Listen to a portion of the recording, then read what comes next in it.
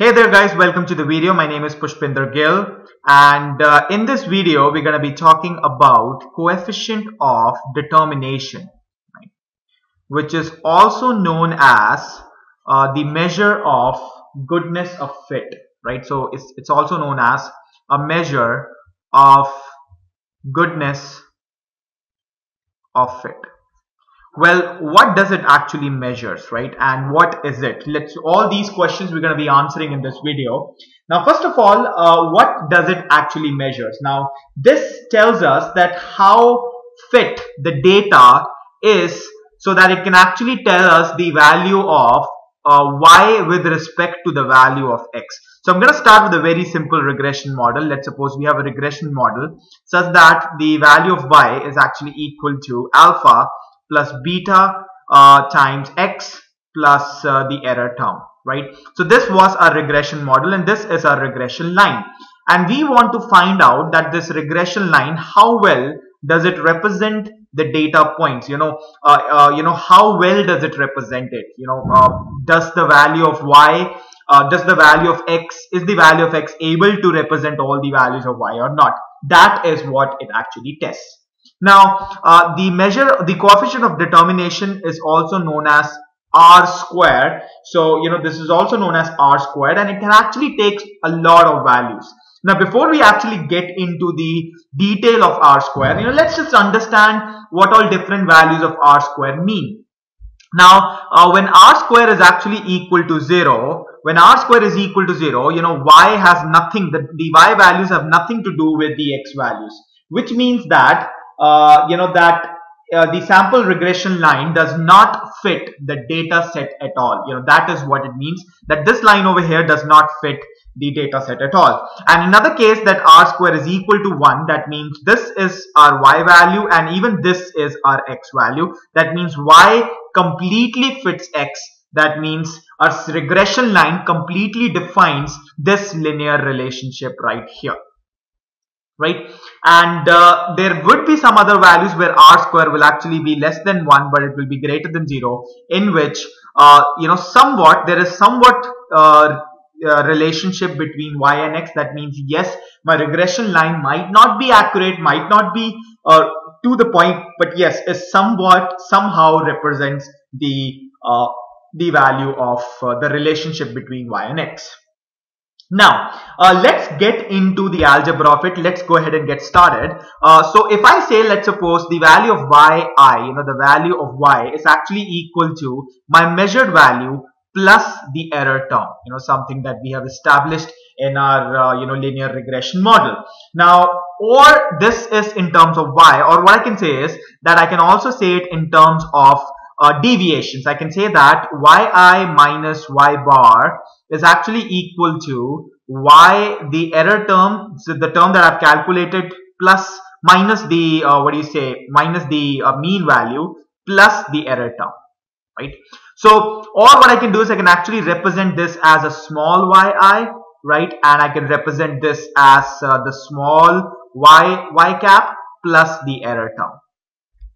Right, now what I can do is, let me go ahead and, since I'm interested in finding out how well does my regression line fit, how well does this line fit this data point, that means I need to calculate the deviations, which is why I've calculated deviations. And since I have to take care of the positive deviations as well as the negative deviations, what I'm going to do is I'm actually going to find out the summation of yi square and the summation of y cap square, and I'm going to take the summation and I'm going to square everything up. So I'm going to take the summation and I'm going to square everything up. I suppose you've understood why have I squared it up and why have I taken the summation. Well, I've taken the summation because I want to cater to all the values, and I have squared it up because I want to utilize the positive deviations and the negative deviations equally.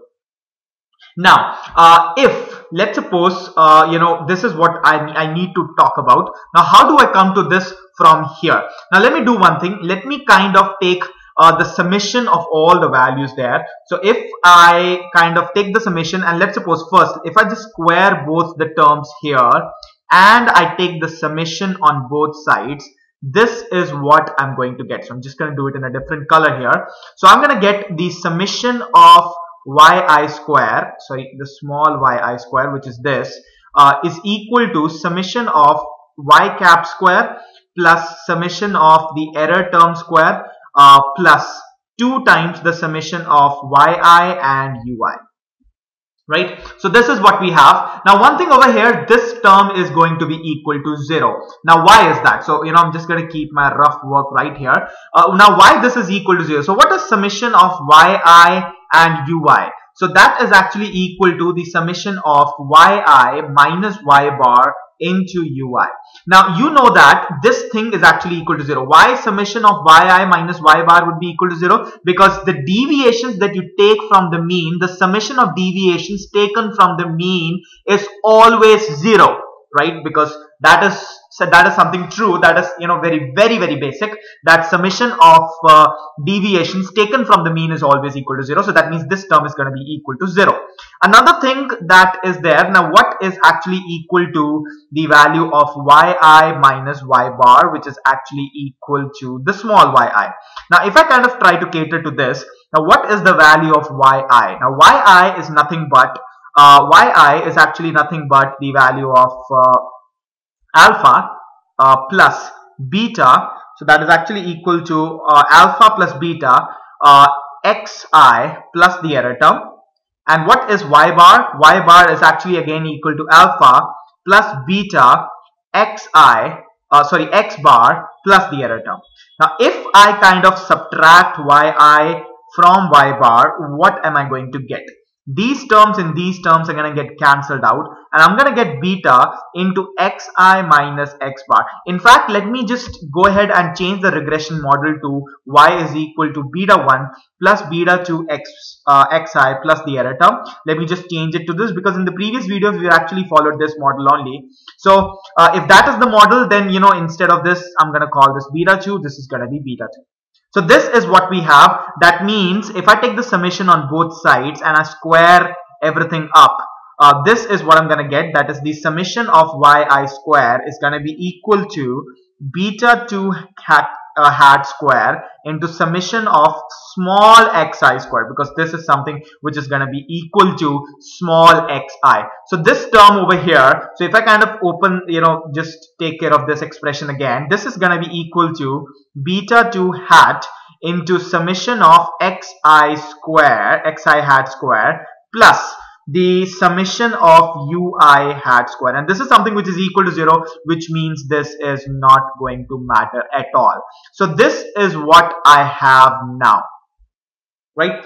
So suppose you're understanding what we have done till now. Now let's say that we want to analyze this thing over here. Now what is actually, so I'm just going to change the colors, pen color here. Now what is this term over here? What is summation of yi square? That is actually equal to summation of yi minus y bar whole square. So which is actually equal to the sum of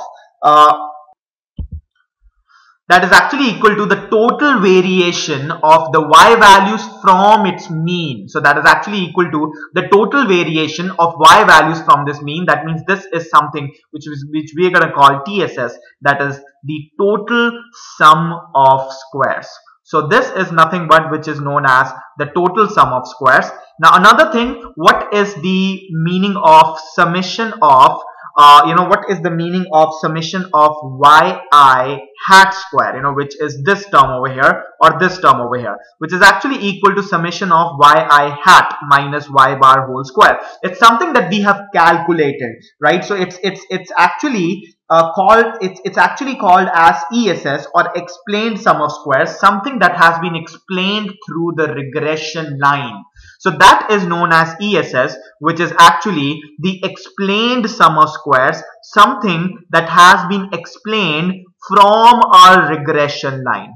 And what is this? This over here, summation of ui whole square, that is actually the summation of all the error terms, something that we did not calculate, an error term which is there, that is known as RSS, which is the residual sum of squares. So what is this? This is something which is residual sum of squares, that it's actually equal to RSS. That means from here, from the equation, we can say that the total sum of squares is equal to the explained sum of squares plus the residual sum of squares. Now, if I kind of draw the regression line like this, let's suppose this is our regression line, and let's say that this is our value of y bar, right? And let's suppose we are talking about this point right here. Now, this deviation over here would actually be our explained sum of squares, something that actually has been explained by yi hat minus y bar, and this point over here would actually be our residual sum of squares, something this is actually due to the residual, this is actually due to an error, and this is actually due to our regression, the distance between the regression line and the mean value.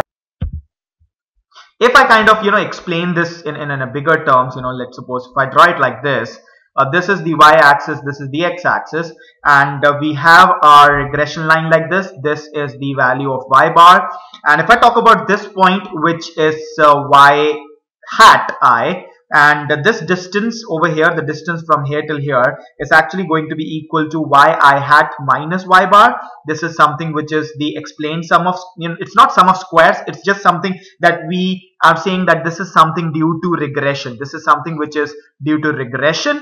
And if I talk about, let's say, this point over here, and this is going to be, is equal to yi, that is actually the actual term, then this distance is going to be due to our residual, right? So this is something which is due to our residual, right? So let's not get into that. Let's actually try out, use our algebra here. So we got this here, that is the total sum of squares is actually equal to the explained sum of squares plus the residual sum of squares. So this is something that we got. So what we're going to do is we're going to divide the whole equation by total sum of squares, and this is what we are going to get. So we're going to get the 1 equal to the explained sum of squares divided by the total sum of squares plus the residual sum of squares divided by the total sum of squares. And from here, we're going to take the opportunity to define the value of r square. Now, from here, we can actually define r square to be. So there are two ways you can actually define r squares. R square can actually be equal to the explained sum of squares divided by the total sum of squares. Or you can define r square to be actually be equal to 1 minus the residual sum of squares over the total sum of squares. Either way, you can actually define it. So what is the meaning of r square? What actually it tells us. Now, so basically this is our r square, and this can either be explained sum of squares over total sum of squares, or it can actually be equal to 1 minus residual sum of squares over total sum of squares. Now, what is the meaning of r square? What does this coefficient of determination actually mean? So it is the measure of the proportion of the total variation of y explained in the regression model. What it actually tests the proportion of the proportion of variance in our regression model, which is explained through the regression model. So if r square is equal to 1, that means if this r square is equal to 1, that means this is going to be equal to 0, which means something that is unaccounted for is equal to 0, which means my y value is completely dependent on the x value, which means my data set is actually completely accurate, and not the data set is accurate, is my regression line completely represents the data. And similarly, if r square is equal to 0, that means everything is being defined by the residual sum of squares, everything is being defined by the error term, which means in that case my data set is not going to completely define my my regression line, or my regression line it's not going to define my data set. And one more thing that you should know, that r square is always going to be less than or equal to 1 or greater than equal to 0, as you can clearly see in this example, that 1 is equal to something plus something. And since we're talking about the sum of squares, these terms are always going to remain positive, which means r square it's a non-negative number. So what is r square? Is actually a non-negative number, because we're dealing with the sum of squares, which means we're dealing with positive numbers, and it can also take a 0 value, which means it can also take a non-negative number. So that is there, and this is the limit of r square. Now, one more interesting fact of of r square being equal to 0, it's something that I'm going to do it here, that if r square is equal to 0, then you know that this term is equal to 0. That means the value of this thing over here, that is beta 2 into summation of xi square, is equal to 0. So if the value of beta 2 hat into summation of x I whole square is equal to 0, that means the value of beta 2 will be equal to 0. Because this is not going to be equal to 0. If the value of beta 2 is equal to 0, that means my regression line is going to look something like this. That means x has no relationship whatsoever with the y. That means that the x is not going to define the y value at all. So that means r square equal to 0 means the regression line, it's completely rubbish. It's not required at all. Right, so that's there, and there are few more predictions and few more observations that you can actually make out of the value of r square. I'm going to do that right here. So you know that r square is actually equal to the explained sum of squares divided by the total sum of squares, which actually is equal to the summation of yi hat whole square divided by the summation of yi square.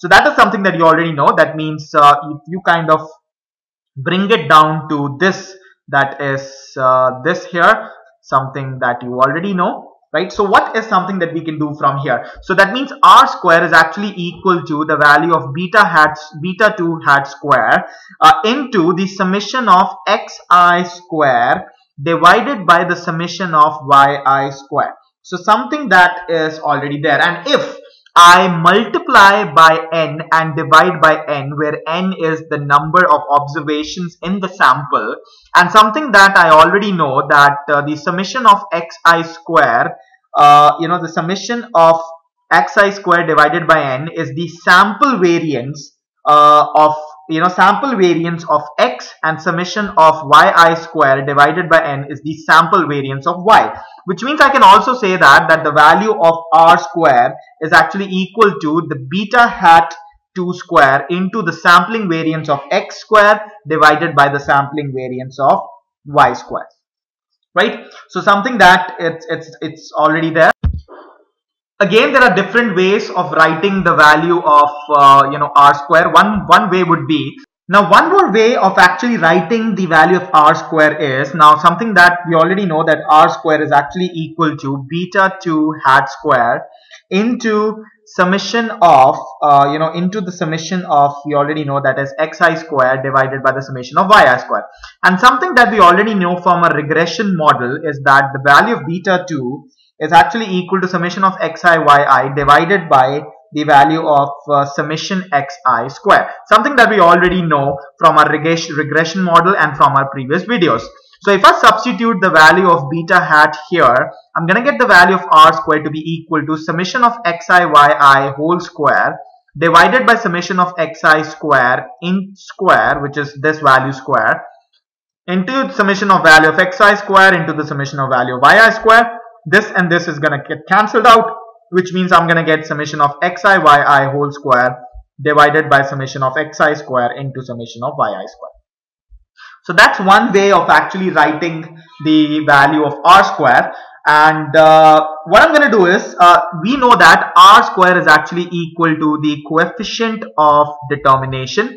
So r square is known as the coefficient of determination. There is again another important component of r square. If you underroot the value of r square, you're going to get the value of r, which is actually known as the coefficient of correlation, which tests how two values are correlated with each other. Now, I'm not going to talk too much about coefficient of correlation because we're going to do a complete video on coefficient of correlation.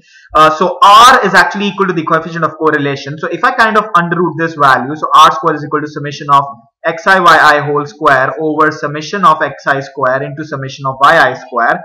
If I underroot this value, I'm going to get the value of r to be equal to summation of xi yi divided by under root of summation of xi square into summation of yi square. So that is the value of coefficient of correlation, right? So we're gonna talk about this later on in the future videos. I'm not gonna get too much into that. So we're gonna end up here. So I suppose you've understood everything about the coefficient of determination. So thank you very much for watching this video, guys. And this would be our website address, that is perfect-scores.com. You can explore more on this website, right? And this would be our Facebook page to give us your valuable like, and this would be our email address to give us your valuable feedback. So thank you very much for watching this video, guys, and I will see you in the next one.